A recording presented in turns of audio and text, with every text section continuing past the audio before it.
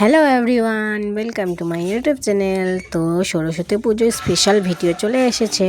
তো আমি যেহেতু গ্রামে বাস করি, তাই আমরা পাড়ার সবাই মিলে সরস্বতী পুজো করি। তো তো আমাদের পুজো শুরু হয়েছে 7:30টার সময়, আর আমি ঘুম থেকে উঠেছি 7:24-এ। তো আমি লেট করে ফেলেছি। যাই হোক, কোনো মতো স্নানটা করে আমি এখন রওনা দিয়েছি। তো পুজো শেষ করে টোরে আমি এখন প্রসাদ নিয়ে বাড়ি ফিরছি। কিন্তু যাই হোক, আমি কমসে কম অঞ্জলিটা তো দিতে পেরেছি, এটাতে আমি সন্তুষ্ট। তো প্রসাদ খেয়ে টেয়ে একটু বাড়ির কাজ করে আমি এখন যাচ্ছি আমার জেঠিমাদের ছাদে ধানটাকে একটু নেড়ে দিতে। আমরা ধান শুকোতে দিয়েছি তার জন্য। আর যেতে যেতে আমি একটু আমার থোবরাটাকে মুখটাকে একটু ঠিক করে নিলাম।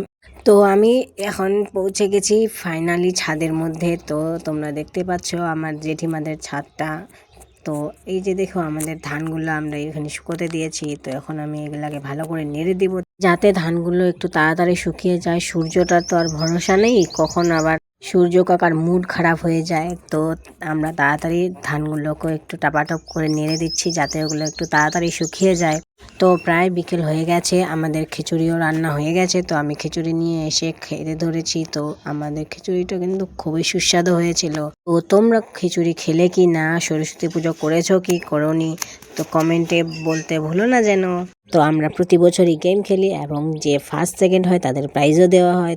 তো জলের মধ্যে বেলুন ফুটানো প্রথমে খেলবো। তো বাচ্চাদের পালা প্রথমে আছে। তো এটি একটি আমার পাড়ার ভাস্তি হবে। তো ও প্রথমে শুরু করছে। আর এই দেখো, আমার একটা ভাস্তা কিভাবে আমাকে ভিডিও তুলতে ডিস্টার্ব করছে। তো এরপর আমার ভাস্তার পালা চলে এসছে, এখন ও খেলবে, তারপরে আমাদের পালা আসবে।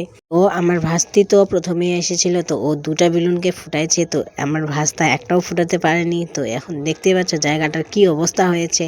তো এর পরের পালা ছিল আমার। তো আমার ভিডিও তো কেউ তুলতে পারেনি, তাই জন্য আমারটা বাদ দিলাম। এরপরে আমরা মোমবাতি খেলা খেলবো। তো বাচ্চাদেরকে নিভাতে হবে আর আমাদেরকে জ্বলাতে হবে, কে কতগুলো নিভাতে পারে বাচ্চাটা।